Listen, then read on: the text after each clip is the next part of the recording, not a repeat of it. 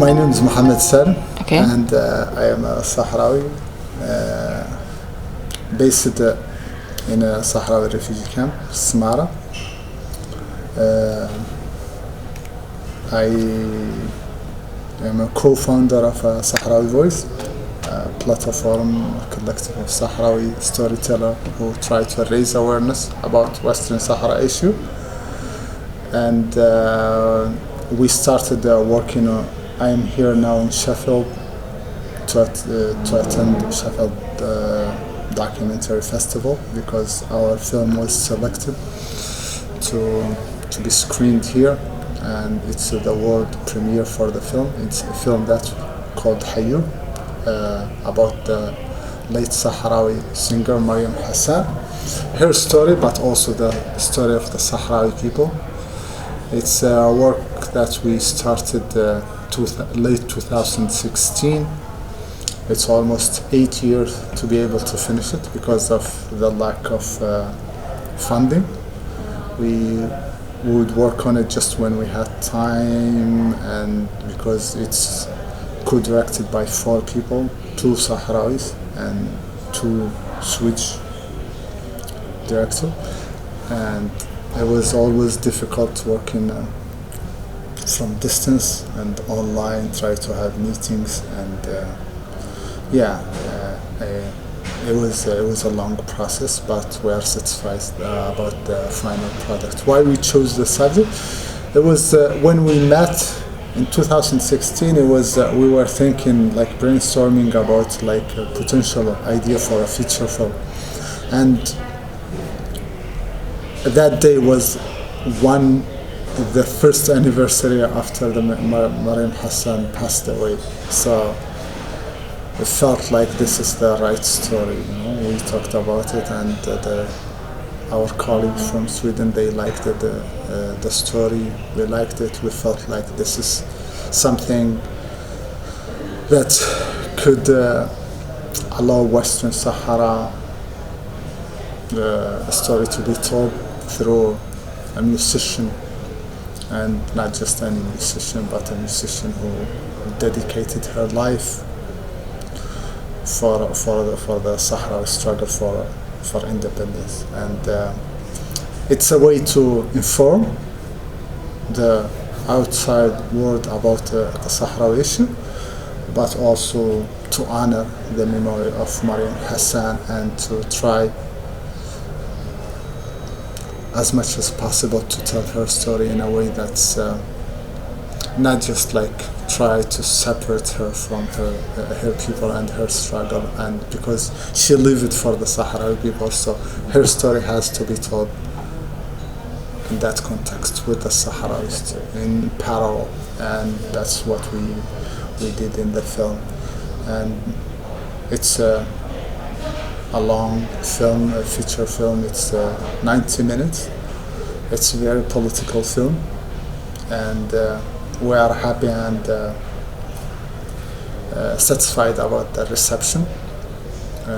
People seems to like it and enjoy it, and for us, informing people, and if they are entertained while they are learning, that's plus. But our first priority is to inform and be authentic, and to portray the situation for what it is, without sugar quoting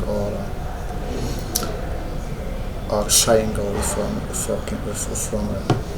portraying the reality. And so what kind of music did you grow up listening to, and can you tell us about the importance that musicians, poets have in the Sahrawi sort of freedom struggle, and how sort of you associate with?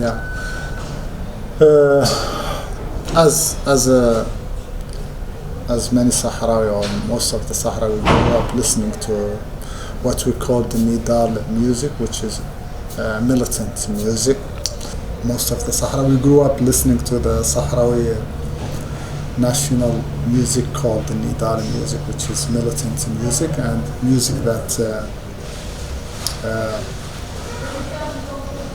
try to encourage and Sahara to not give up, to continue the fight, and also to to document the history, because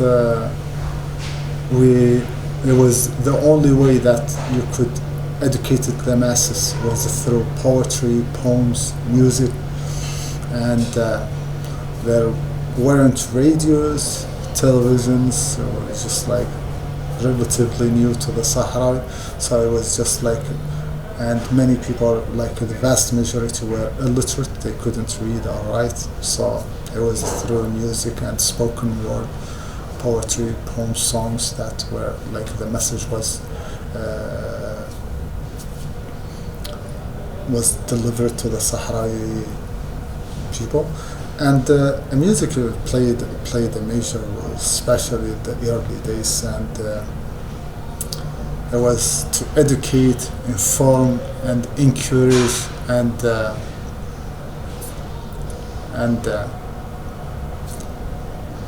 it was the media, the communication that the Sahrawi, and communication that, as al-Bashir, Sahrawi poet, said, like, people can sit for a lecture for 1 hour and 30, and when you ask them, like, what did you learn, they will say, I don't know, they were talking about this or that. But many people like can understand and memorize song, and they understand and they kept repeating them, and it's catchy and it's short, and it's something that has a rhythm and stays with people way longer than lecture or an essay or something they read somewhere. So they played a major roles, and it's not less than the Sahrawi fighter in the front. And so you said you grew up in the camps, right? Yes. And what role I'm quite interested to know, like, how you became a filmmaker and how you learned filmmaking, and what role the media blockade had in sort of making you a filmmaker, actually.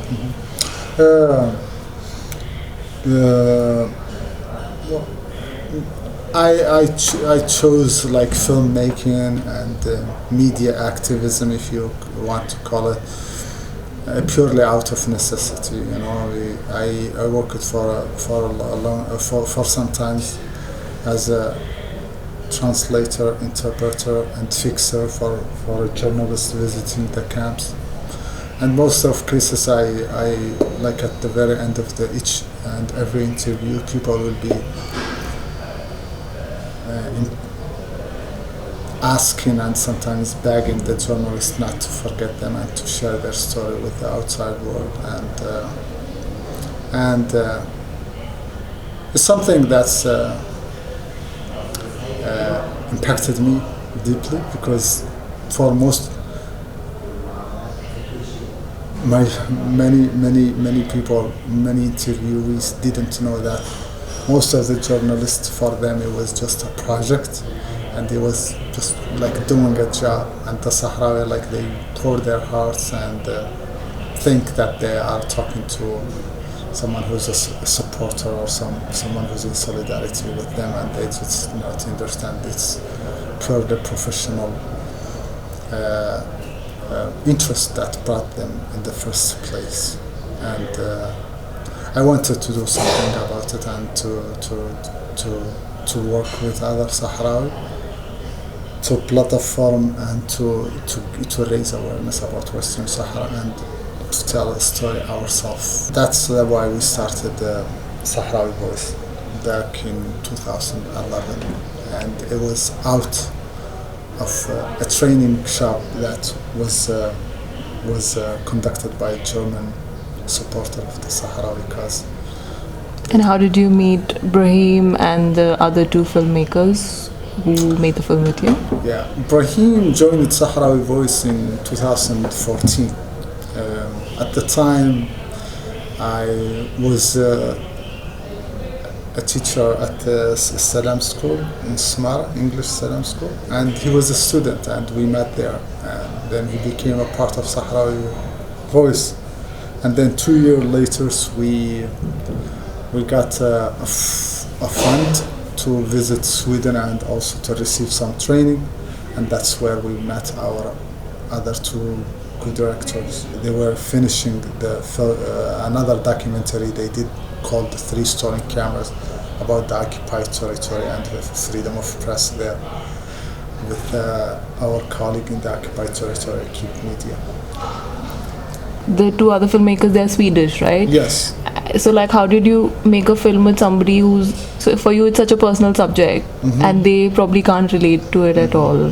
So what was it like making a film with somebody who's from such a different sort of a political background and a social background compared to you, and how did that come together in the film? We were we were used to that because at the time we had used to working with someone who's not Sahrawi to do something to raise awareness about Western Sahara. Because before that, one of the teachers at Salam School was also American, who was a graphic designer who taught us the basic of filmmaking. And he helped us in the beginning of Sahrawi Voice. And he always understood that we need him for his technical skills purely, and that the story, how the way presented, that's our decision. And the same with our Swedish co-directors. We were honest with them and direct from the beginning the story. If we decide something that's not as a Sahrawi or not familiar with, or we don't feel it's a representative of us, won't be part of the film. I think we complemented each other. We provided them with the inside knowledge and expertise about the subject and knowing the details, and they helped us. They are more experienced, they have made some film before us, and also they have the eyes of the outsider.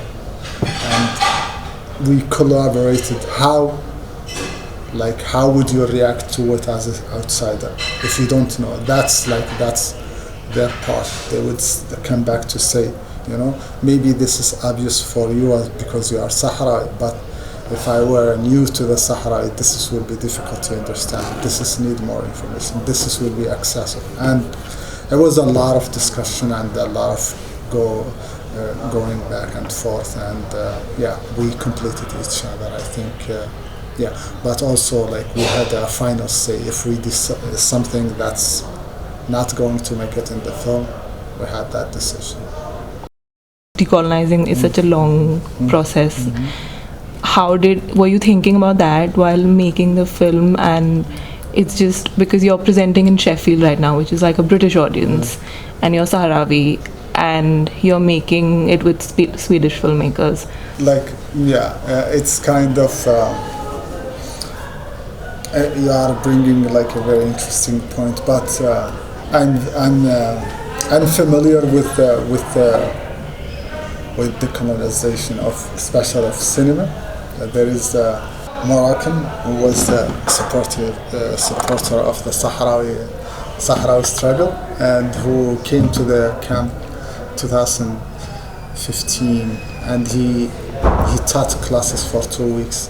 And I remember him using a book called Unthinking Eurocentrism, and it's about this kind of stuff, how to decolonize cinema and how to tell a story in a different way, and that's more representative of us. We told them honestly, you have to understand at the end of the day you are a supporter.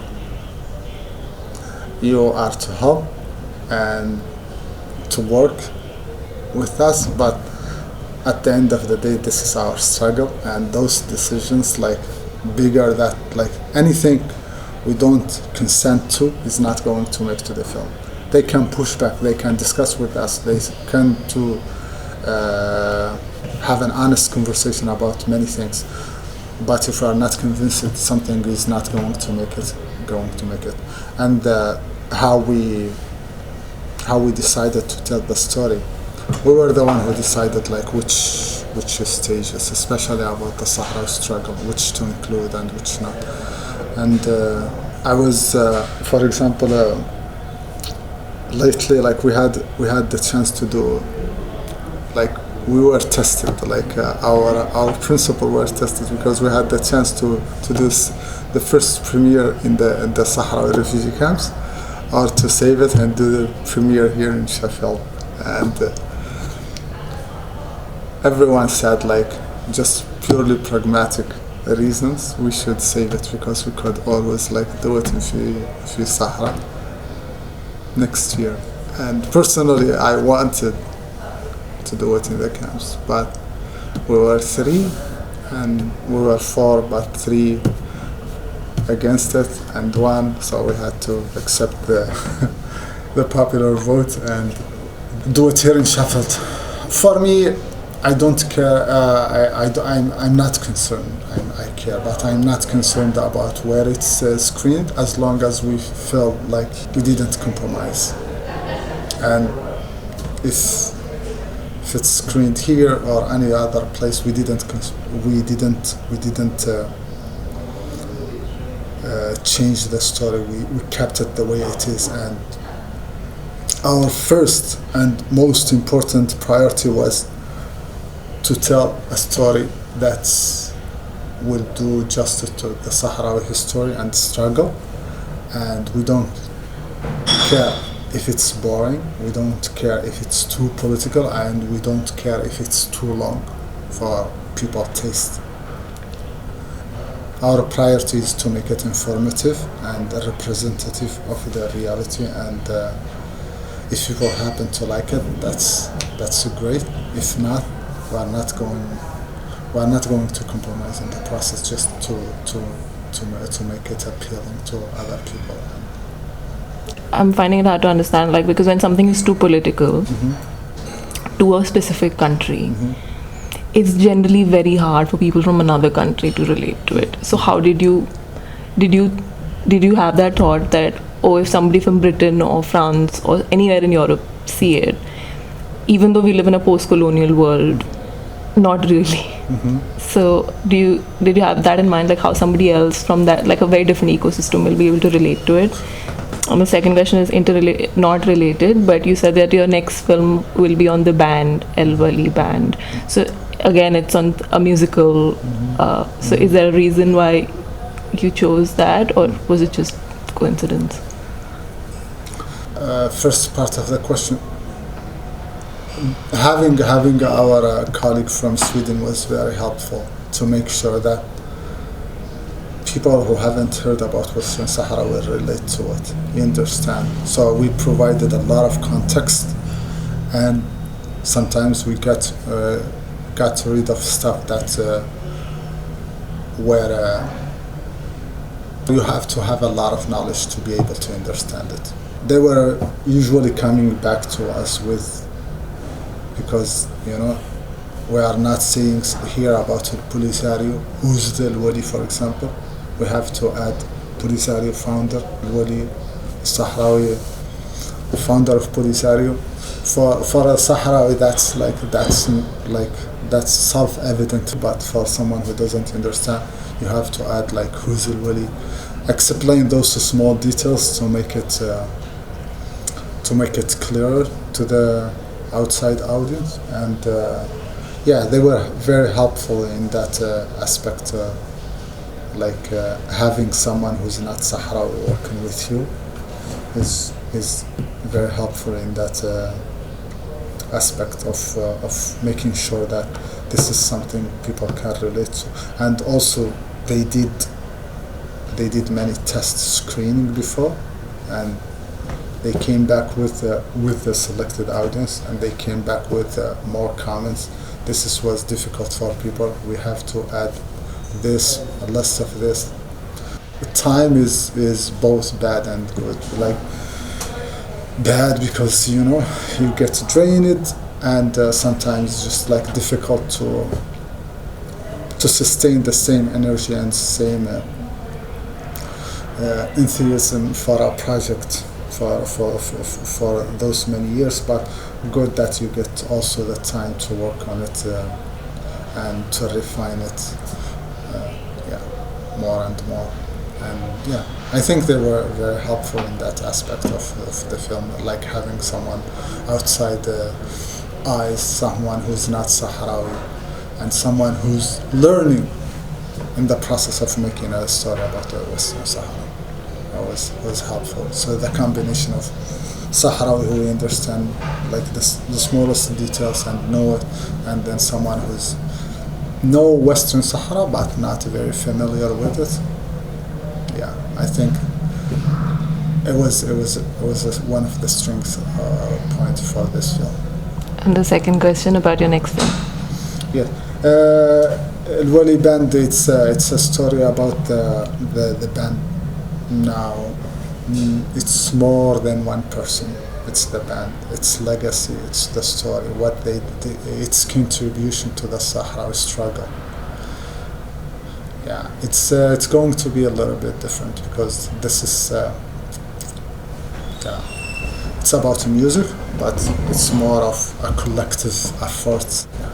Wali Band is everything. Like if you talk about Sahrawi music, those big hits, they were all like performed by Wali Band, and it was changing the members, but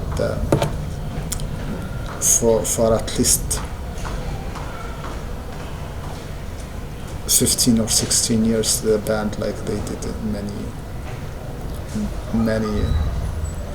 many things, and they were the one behind the Sahrawi soldiers, documenting their victories and telling the story of the Sahrawi people, touring the world to tell the story, facing a lot of challenges. And we in Sahrawi Voice, we did with the Sahrawi Cinema School, we did one series about them, but it's in Arabic. So now it's time to tell their story to a wider audience. If you have questions, okay. Fire. I just wanted to ask you because you had the chance to the director of a piece that represents the struggle. Mm-hmm. I want to know, how do you see film as a tool or like a medium for emancipation? Mm-hmm. Making a film about the Western Sahara is a blessing and a curse also. Blessing because this is something you wanted to be done, and you haven't seen other people done it, and you are doing your best. Of course, there are so many mistakes we made. This is our first feature film, so there is so many things that we can learn from them and build and improve. And difficult because it's also challenging, because you are setting the bar, and you will be judged generation to come, like how poor or good. I hope that people will just take the judge that we tried our best. As you can see, if a powerful country like America, with all the money it's spent and all the propaganda, after each war they will produce 30 or 40 movies to just rewrite the history, even though they control media and everything, let alone the underdogs, those who were defamed, ostracized, and spoken ill of, and with their absence, and time to tell the story and share it with the world and share it for the next generation to come, and being true and not try to endear themselves to Western audience or make them likable, because it's not not happening, and we want their respect, not their love. I think it's important, and I'm not delusional. I don't think it's I'm going to say it's going to free countries, but it's an important tool to educate, but also to encourage your own people and to be proud of themselves, to see themselves in TV portrayed in a real way and a respectful manner, and regain them like a source of like pride in their identity and who they are, and try to document as much history as possible. That's I think why it's important to make films, and it also makes make the information accessible, because you can write a lot of things, but it's not the same if it's no one is going to read. But film is more accessible to educate people and raise awareness about different issues.